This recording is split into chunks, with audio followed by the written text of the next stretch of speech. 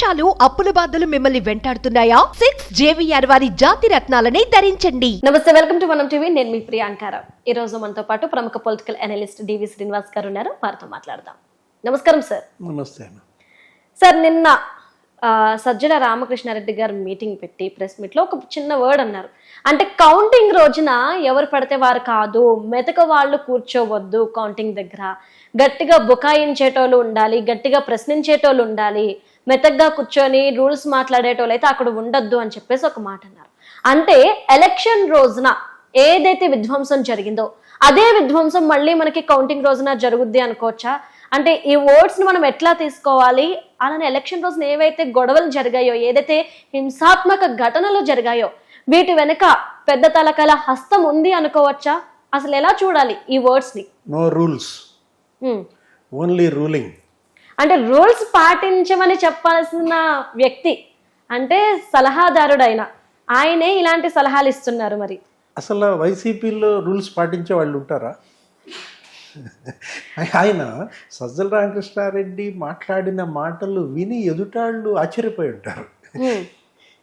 ఏంటి ఈయన మాగిది చెప్తున్నాడు, తెలుగుదేశం వాళ్ళకో జనసేన వాళ్ళకో చెప్పాల్సింది మా దగ్గర చెప్తున్నాడు. ఇప్పుడు ఎదుటుగా ఉన్న వ్యక్తులు ఎవరు? సజ్జల రామకృష్ణారెడ్డి ఎవరిని ఉద్దేశించి మాట్లాడుతున్నాడు? వైసీపీ నాయకులు, అక్కడ చీఫ్ ఏజెంట్లు, వాళ్ళల్లో ఎవరన్నా రూల్స్ పాటిస్తారా? నో రూల్స్ అంటే అదే హాస్యాస్పదంగా మారిందనమాట. ఇవాళ 5 ఏళ్ల జగన్మోహన్ రెడ్డి పరిపాలనలో నో రూల్స్ కదా. దేనికి రూల్స్ ఉన్నాయి? అమరావతిని చంపేశారు, అమరావతిని 3 ముక్కలు చేశారు, రూల్స్తో ఉన్నాయా? కౌన్సిల్ రద్దు చేస్తామన్నారు, శాసన మండలిని, రూల్సా?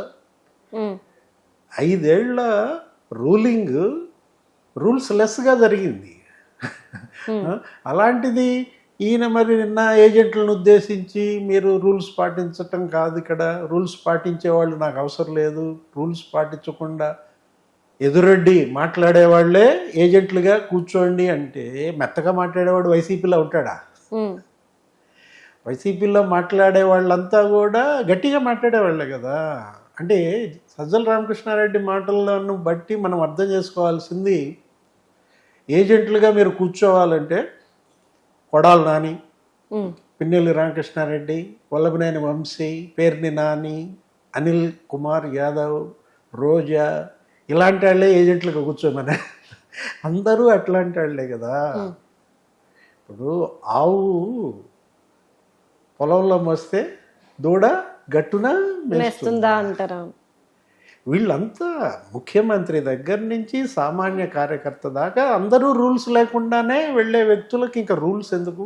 కాకపోతే తెలుగుదేశం జనసేన ఏజెంట్లని ఎదుర్కోవడం, మరో యుద్ధానికి సన్నద్ధం గమ్మన్నట్టుగా మనం నిన్నటి సజ్జల రామకృష్ణారెడ్డి ధ్వంస నిర్దేశాన్ని చూడాలి.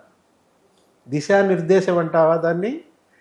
దిశానిర్దేశం కాదు, అది ధ్వంస నిర్దేశం, అది హింసా నిర్దేశం అన్నమాట. పోలింగ్ నాడు హింస మనం చూసాం పెద్ద ఎత్తున. ఏది ఎమ్మెల్యేనే ఈవీఎం నాలుకేసి కొట్టిన దీంట్లో ఒక చోట, ఎమ్మెల్యేనే ఓటర్ మీదకి వెళ్ళి కొట్టిన పరిస్థితి ఇంకో చోట, తెనాల్లో, మాచర్లలో.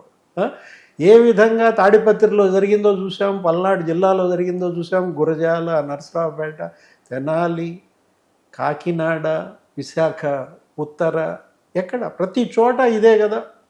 ఇలాంటి పరిస్థితుల్లో రేపు కౌంటింగ్ వస్తారు, ఇంకా 3 రోజుల్లో కౌంటింగ్ యుద్ధం సిద్ధమా? రేపటి కౌంటింగ్ యుద్ధానికి సిద్ధమా అని సజ్జల పిలిపించిన పరిస్థితి అనమాట. ఇంకా రేపొద్దున ఆయన వస్తాడు, ఎవరు? ముఖ్యమంత్రి జగన్మోహన్ రెడ్డి గారు. ఆయన చేసే నిర్దేశం ఎలా ఉంటుందో చూడాలా. ఇప్పుడు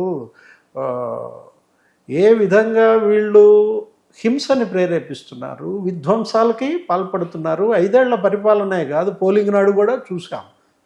250 కంపెనీల బలగాలు, 1,00,000కు పైగా పోలీస్.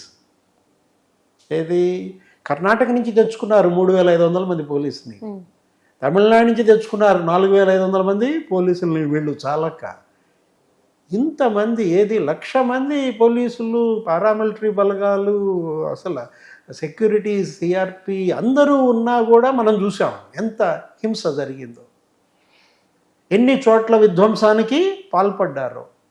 మరి రేపు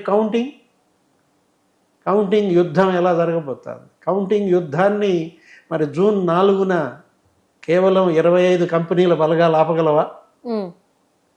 ఉన్నది ఇప్పుడు రాష్ట్రంలో 25 కంపెనీల బలగాలు మాత్రమే అన్నమాట. ఆంధ్రప్రదేశ్లో కౌంటింగ్ నాడు ఏం జరుగుతుంది? కౌంటింగ్ అనంతర హింస ఎలా ఉంటుంది? ఏది గెలిచినా చావే. అక్కడ ఏం జరిగినా హింస మాత్రం జరగడం గెలిచినా, వైసీపీ గెలిచినా చావో రేవో. ఎందుకంటే ఇప్పుడు ఇన్నాళ్ల అణిచివేత పైన రేపొద్దున తెలుగుదేశం గెలిచి చంద్రబాబు ముఖ్యమంత్రి అయ్యాడు అనుకోండి, ఏం జరుగుతుంది? ప్రతీకారం ఉంటుంది కదా. ఇప్పుడు ఈ 5 ఏళ్ళు వాళ్ళని వీళ్ళు ఎల్లగొట్టారు, వాళ్ళ పొలాలు వీళ్ళు పెట్టారు, వీళ్ళని గ్రామ బహిష్కారాలు చేశారు, తోటలు తగలబెట్టారు, హత్యలు, అత్యాచారాలు, దారుణం కదా. సేమ్ అవి రిపీట్ అవుతాయి. ఏది వీళ్ళు ఎగబడతారా? ఇప్పుడు ఎవరైతే ఊళ్ళు వదిలేసి వెళ్ళారో వాళ్ళు ఊళ్ళల్లోకి వస్తారు. ఇప్పుడు ఆత్మకూరులో 65 కుటుంబాలు వెళ్ళగొట్టారు, పిన్నెల్లిలో 300 కుటుంబాలని తరిమేశారు, గొట్టిపాళ్లలో అక్కడ ఉన్నటువంటి ఆ కేపీ గూడెంలో ఇంకా అనేక చోట్ల గ్రామాలు కుటుంబాలు ఖాళీ చేసి వెళ్ళిపోయాయి. రేపు తెలుగుదేశం గెలిస్తే వాళ్ళంతా వరుస్తారు, వీళ్ళు పారిపోతారు. వీళ్ళ పొలాలు వీళ్ళు పెడతారు, వీళ్ళ బోర్లు ధ్వంసం చేస్తారు, వీళ్ళ ఇళ్ళు తగలబెడతారా?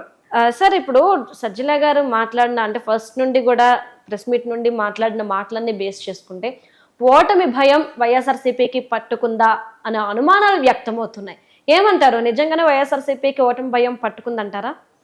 ఆ ఓటమి భయంతో ఈ రోజు ఇన్ని వ్యాఖ్యలు చేస్తున్నారు. భయం అని అనకూడదు, ఓడిపోతున్నాం అనేది మనకు అర్థమైపోతుంది. ఓకే, స్పష్టత వాళ్ళకు ఉంది అంటున్నారు. భయం అంటే నేను ఇప్పుడు జగన్మోహన్ రెడ్డి భయపడతాడు, వైసీపీకి భయం ఉంటుందా? భయానికే భయం పుట్టిస్తారు కదా వాళ్ళు. ఎందుకంటే ప్రమాదానికే వాళ్ళు ప్రమాదం అన్నమాట. సజ్జల రామకృష్ణారెడ్డి ఓటమి అంటే పోలింగ్ నాడే ఓటమి ఖరారైపోయింది. ఏది జనరల్గా కౌంటింగ్ దాకా సస్పెన్స్, ఉత్కంఠ, ఎవరు గెలుస్తారా ఎవరు ఓడిపోతారా అనుకుంటాం. మనం తెలంగాణలో చూసాం, కేసీఆర్ ఓడిపోతాడని అనుకున్నాం. కౌంటింగ్ దాకా మనం కేసీఆర్ గెలుస్తాడు అనుకున్న దీంట్లో కేసీఆర్ ఓడిపోయాడు. రేవంత్ రెడ్డి ముఖ్యమంత్రి అవుతాడని అనుకోలేదు, అలాంటిది రేవంత్ రెడ్డి ముఖ్యమంత్రి అయ్యాడు. ఇంత సస్పెన్స్, ఉత్కంఠ కొనసాగుతుంది ఏ రాష్ట్రంలో అయినా దేశంలో అయినా. ఎన్నిక నాడే గెలుపు తెలియదు. అలాంటిదే ఆంధ్రప్రదేశ్ చిత్రం. కౌంటింగ్ నాడు కాక ఆగలేదు వాళ్ళు. పోలింగ్ నాడే తెలుగుదేశం, జనసేన, బీజేపీ గెలుస్తోందని సర్వేల మీద సర్వేలు, ప్రచారం మీద ప్రచారం. ఈ దీంట్లోనే వాళ్ళు కూడా అక్కసు, ఏది ఓడిపోతున్నామన్న అక్కసుతోనే పిన్నెల్లి రామకృష్ణారెడ్డి ఈవీఎం నెలకేసి కొట్టాడు. ఓడిపోతున్నామన్న అక్కసుతోనే తెనాల్లో అన్నాబుత్తిని శ్రావణ్ కుమార్ అతన్ని చెంపపెడిచి కొట్టాడు. అఫ్ కోర్స్ ఆ ఓటర్ మళ్ళీ ఎమ్మెల్యేని కొట్టాడు. వీళ్ళందరినీ తరిమి కొట్టారు. ఏది గురజాల్లో కాసు మహేష్ రెడ్డి పారిపోయాడు. ఒక ఎమ్మెల్యే కాసు మహేష్ రెడ్డి ఎవరు? మాజీ ముఖ్యమంత్రి మనవడు, బ్రహ్మానంద రెడ్డికి మనవడు అనమాట. అలాంటి వైసీపీ ఎమ్మెల్యే కాసు మహేష్ రెడ్డి అక్కడ గురజాల పల్లెగుంతాళ్ళలో వాళ్ళు ఎగబడితే, వాళ్ళు ఎంటబడి తరిమితే అనిల్ కుమార్ యాదవ్ వీళ్ళు పారిపోయారు. అంటే ఏంటి? ఓడిపోతున్నామనేది ఆ రోజే తెలిసిపోయింది. ఇన్నాళ్ల అణిచివేత, ఇన్నేళ్ల తిరుగుబాటు ఇవాళ ఒక్కసారిగా 82% పోలింగ్ రూపంలో నీకు పగిలిపోయింది.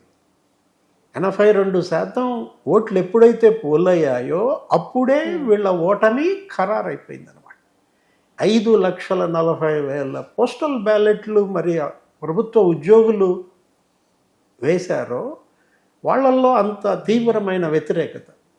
ఈ ప్రభుత్వం ఉండటానికి వీల్లేదు, ఈ ప్రభుత్వం ఉంటే మళ్ళీ మా హక్కులు నెరవేరు, మాకు రావాల్సిన బకాయిలు రావు అనే ఒక తీవ్రమైన అసంతృప్తితో పడ్డ ఓటు, అక్కసుతో పడ్డ ఓటు. ఏది మొన్న పడినటువంటి ఓటు తిరుగుబాటు ఓటు అనమాట. అందుకే ఇవాళ వీళ్ళందరూ కూడా సర్దేసుకున్నారు. ఏది అమెరికాకి పోయేవాళ్ళు అమెరికాకి పోయారు, తర్వాత డెహ్రాడూన్ పోయేవాళ్ళు డెహ్రాడూన్ పోయారు, లండన్ పోయేవాళ్ళు లండన్ పోయారు. వల్లభనేని వంశీ అమెరికా, రఘుపతి డెహ్రాడూన్, ఆ తర్వాత అబ్బాయి చౌదరి లండన్. అట్లాగే అసలు ముఖ్యమంత్రి లండన్ వెళ్ళిపోయిన పరిస్థితుల్లో ఆయన రేపు వస్తే మరి ఏ నిర్దేశం ఇస్తారో చూడాలి. Right, thank you so much sir. నమస్తే.